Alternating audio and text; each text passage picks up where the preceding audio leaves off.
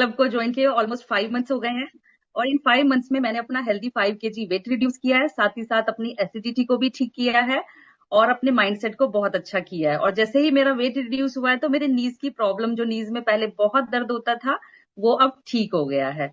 तो आज इसके लिए thank you so much rakhi ma'am और सभी कोचेस का। तो आज का जो मेरा टॉपिक है, बिना देर किए मैं स्टार्ट करती हूँ। मेरा टॉपिक है arthritis. Arthritis means inflammation of joints. Inflammation का मतलब होता है सूजन, क्योंकि अभी क्या हो रहा है, सर्दियां भी आ रही हैं तो सबको ये प्रॉब्लम बढ़ जाती है सर्दियों में। तो बेसिकली क्या होता है आर्थराइटिस? तो आर्थराइटिस का आज मैं आपको बताऊंगी केयर एंड सॉल्यूशन हमें कैसे करना है। आर्थराइटिस एक ऐसी प्रॉब्लम है जिसमें कि जो भी हमारे जॉइंट्स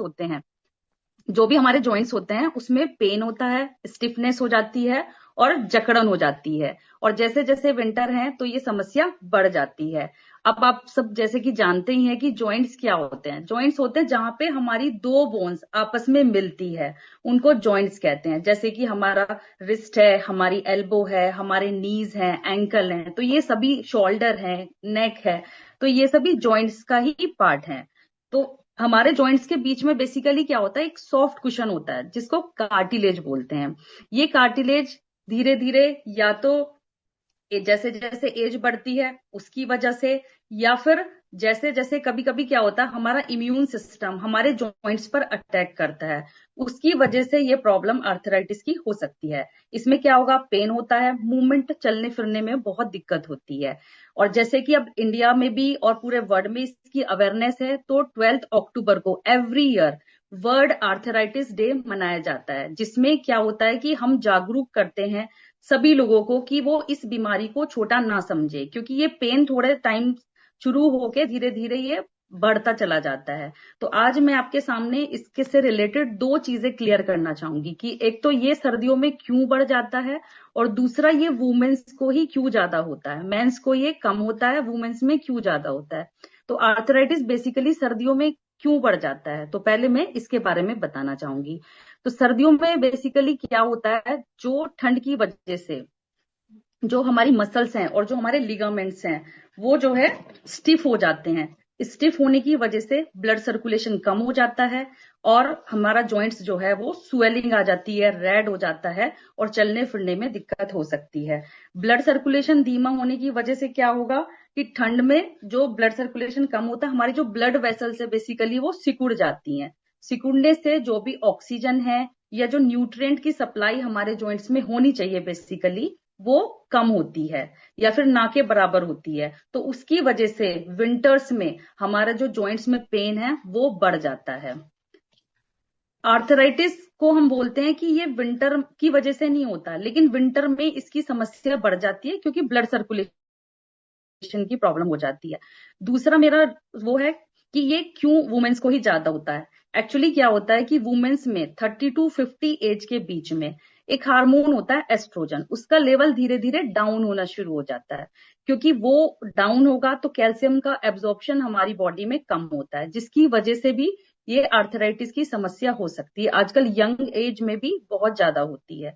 अब मैं आपको बताना चाहूंगी कि कौन कौन से फैक्टर्स हैं जिसकी वजह से आर्थराइटिस बेसिकली होती है। तो सबसे पहला हमारा आता है एज।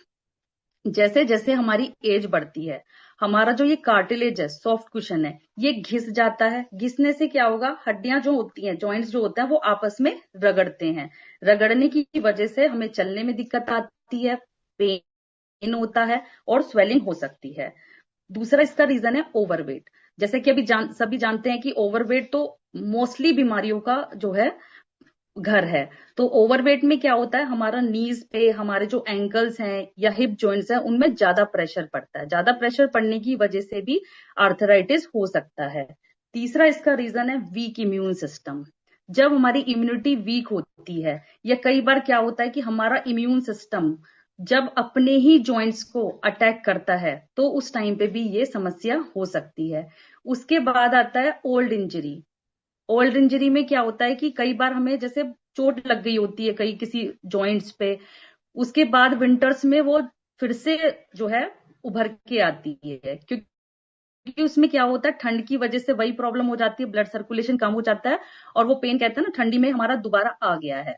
तो वो भी एक ओल्ड इंजरीज जो है वो इसके बाद कभी कभी वो आर्थराइटिस का रूप भी ले सकती है। उसके बाद फिफ्थ जो फैक्टर है वो आती है जेनेटिक्स या फैमिली हिस्ट्री। जिसके घर में दादी नानी को ये समस्या होती है तो उनको ये प्रॉब्लम होने के चांसेस बढ़ जाते हैं। या फिर कई बार इन्फेक्शन की वजह से भी आर्थराइटिस होने की जो है समस्या चांसेस बढ़ जाते हैं। अब मैं आपको बताना चाहूंगी कि आर्थराइटिस कितने तरीके की होती है। बेसिकली इंपॉर्टेंट तो 2-3 होती हैं, लेकिन आज मैं आपको बताऊंगी कि आर्थराइटिस 5 टाइप्स की होती हैं। सबसे पहला होता है osteo arthritis. Osteo arthritis basically ये मोस्ट कॉमन टाइप की आर्थराइटिस है और ये ओल्ड एज में ज्यादा होती है।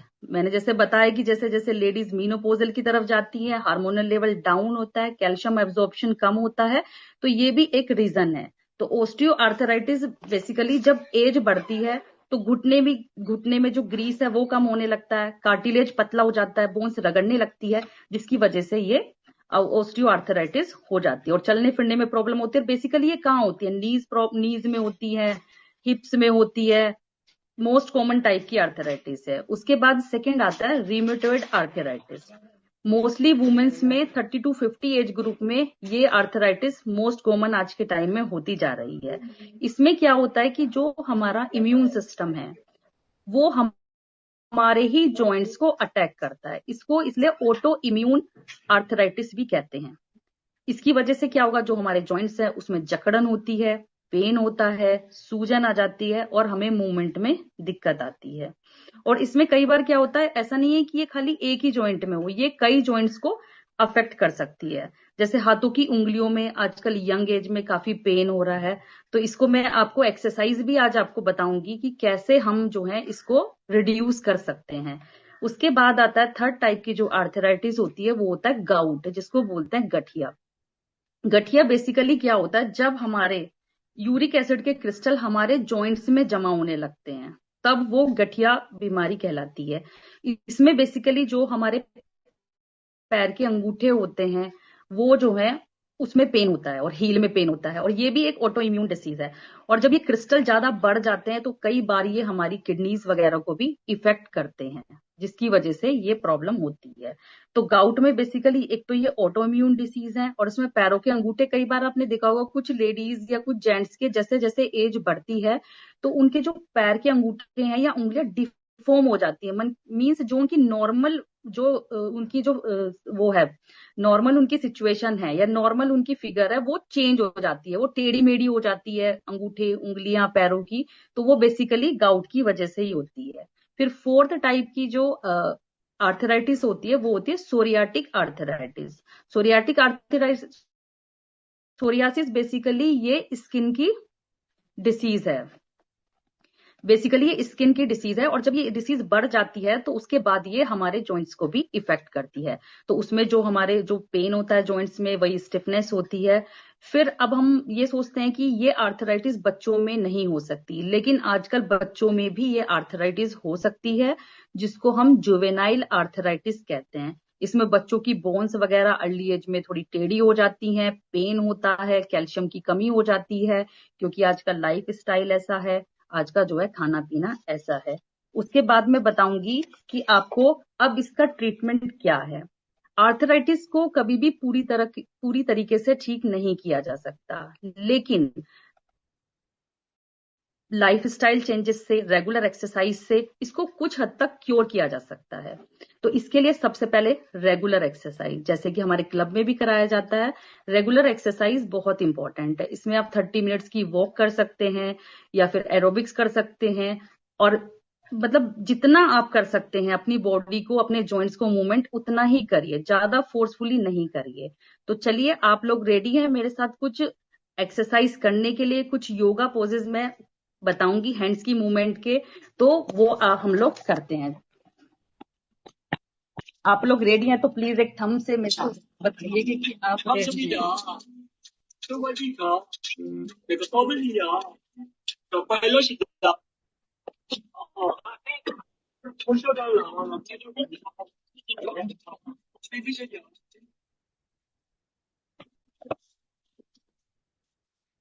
क्या होगा ये? यस, आप सब रेडी हैं?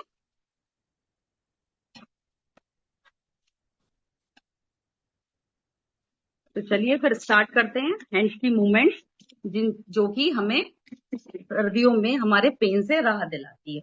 तो सबसे पहले जिनको भी कोई आर्थराइटिस प्रॉब्लम है, हैंड्स में पेन है, फिंगर्स में पेन है, एल्बो में पेन है, शोल्डर में पेन है, तो उसके लिए सबसे पहले आप सुबह उठ के 5 या 10 मिनट अपनी बॉडी को दीजिए। आप ऐसा नहीं है कि आप उठे सोने के बाद और आप तुरंत ही काम में लग गए, नहीं, पहले आपकी बॉडी चाहती है, क्योंकि जैसे जैसे एज बढ़ती है हम लोगों की कैपेसिटी पावर थोड़ी घटती जाती है। तो सबसे पहले जब आप उठते हैं 5-10 मिनट बैठिए, अपने शरीर को दीजिए। और यदि किसी के हाथ सुन हो जाते हैं मॉर्निंग में या फिंगर सुन हो जाती हैं, तो उसको सबसे पहले क्या करना चाहिए, इस टाइप से फिंगर को मूवमेंट देनी चाहिए। ये फर्स्ट और सिंपल एक्सरसाइज है।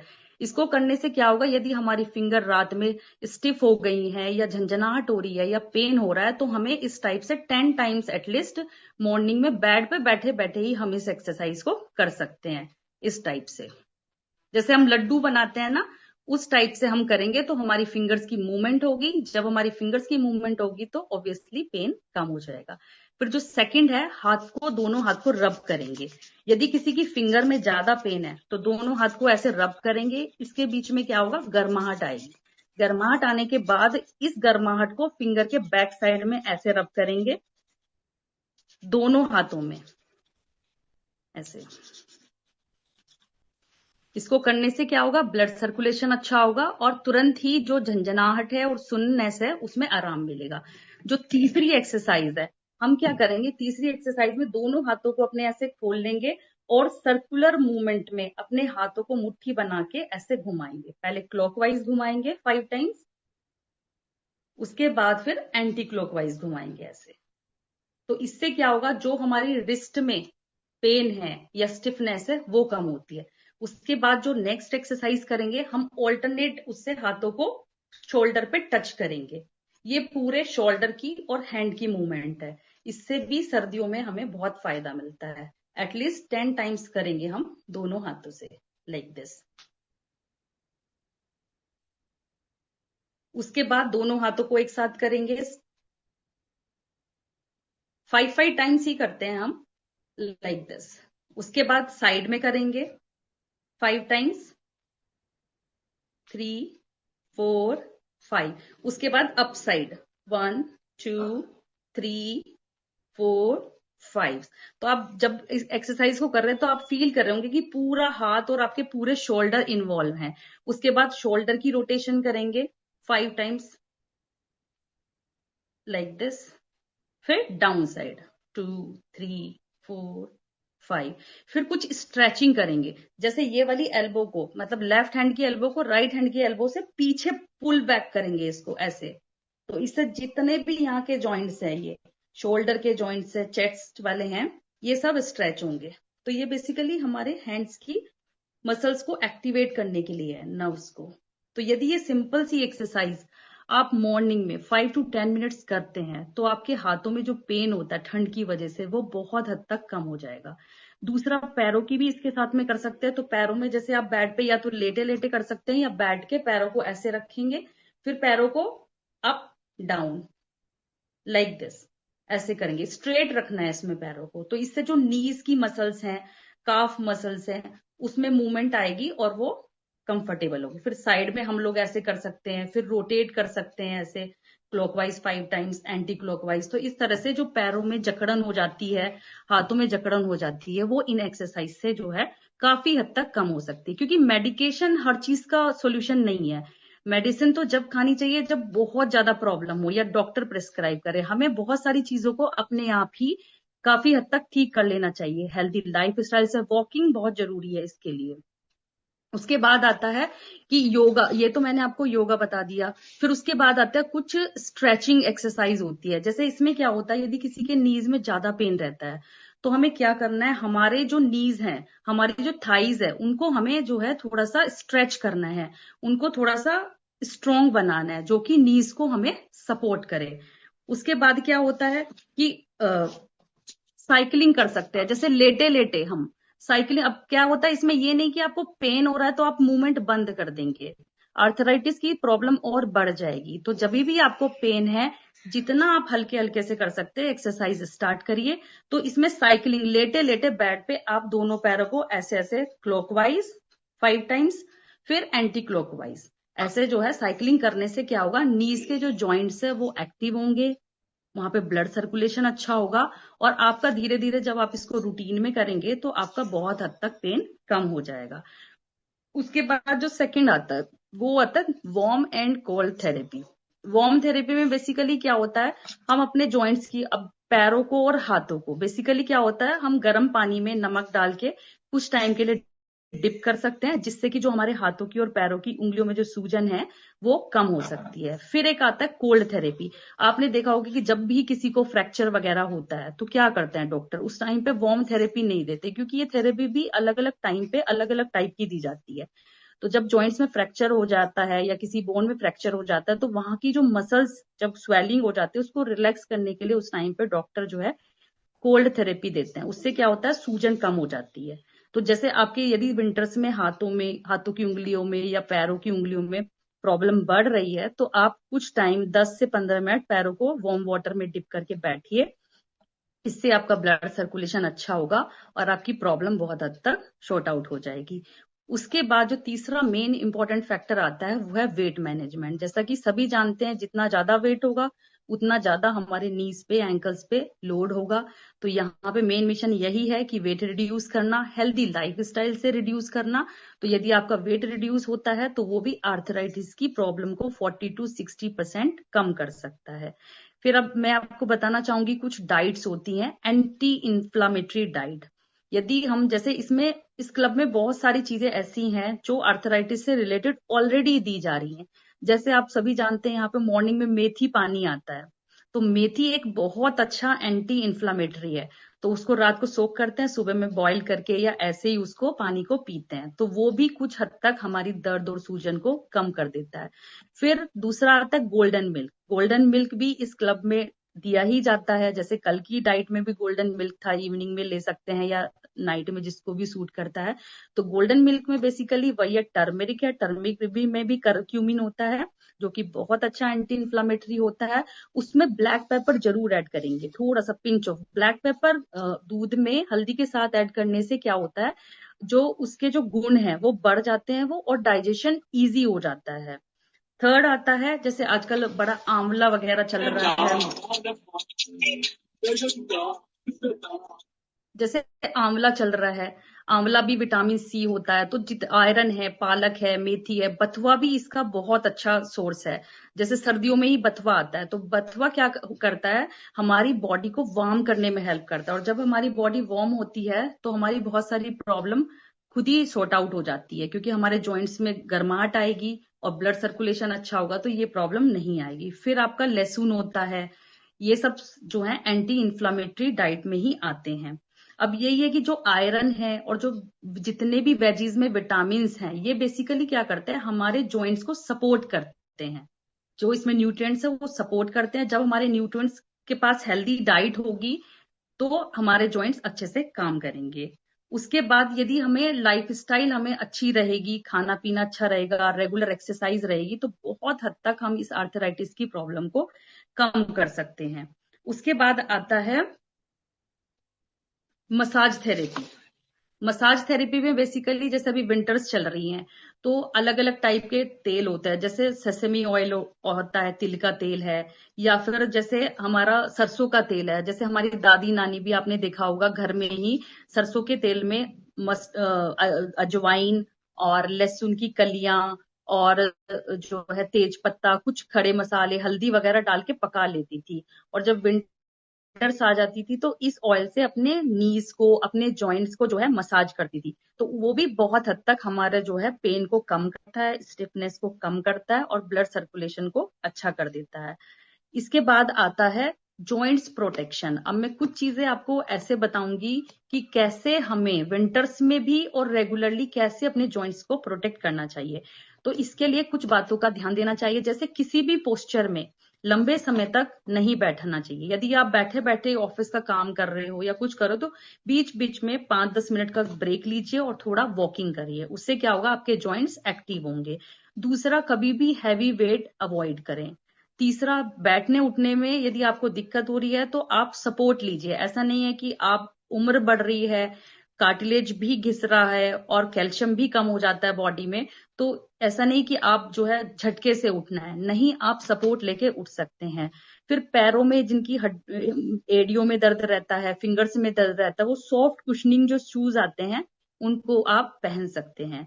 उसके बाद आता है जैसे इंडियन टॉयलेट।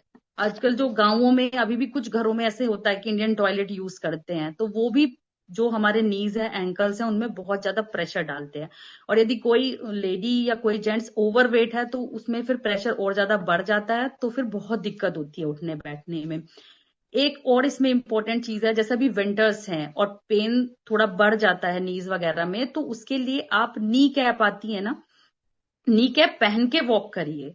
उससे नी कैप पहनने से क्या होगा कि आपके जो नीज हैं उसमें सपोर्ट रहेगी, जब आप चलेंगे तो जर्क नहीं लगेगा, और आपको वो थोड़ा सा वार्मथ रखेंगे आपके नीज को और पेन को कम करेंगे, तो आप थोड़ा कंफर्टेबली चल पाएंगे। क्योंकि यहाँ पे मूवमेंट को रोकना नहीं है, ना हाथ की मूवमेंट को रोकना है, ना बॉडी की मूवमेंट को रोकना है। यदि आपको आर्थराइटिस को रोकना है तो चलते जाना है, मीन्स कुछ ना कुछ एक्टिविटी करते ही रहना है। फिर इसमें एक चीज इंपॉर्टेंट ये आती है कि सनलाइट एक्सपोजर। जैसे मॉर्निंग में क्या होता है, 10 बजे से लेके 2 बजे तक आप 15 से 20 मिनट की धूप ले सकते हैं, क्योंकि हमारी बॉडी में क्या है, नेचुरल कैपेसिटी होती है कि वो विटामिन डी को जो है सनलाइट से बना लेती है। और ये विटामिन डी आप सबको पता होगा कि ये किस लिए जरूरी है, तो कैल्शियम के एब्जॉर्प्शन को करने के लिए बॉडी में विटामिन डी जो है वो इंपॉर्टेंट रोल प्ले करता है। इसलिए धूप में आप जरूर से बैठिएगा, विंटर्स में भी और समर्स में भी कोशिश करिए, मॉर्निंग में जब हल्की धूप हो तो आप इसको जरूर करिएगा। फिर उसके बाद आता है कि यदि आपकी प्रॉब्लम इन सब चीजों से भी कम नहीं हो रही है तो आप फिजियोथेरेपी भी करा सकते हैं, क्योंकि वो भी एक्चुअली उसमें भी मेडिसिन नहीं खानी होती, उसमें भी वो सिकाई करते हैं या कोल्ड या हॉट सिकाई करते हैं, तो उससे भी काफी हद तक आर्थराइटिस की प्रॉब्लम को सॉल्व किया जा सकता है।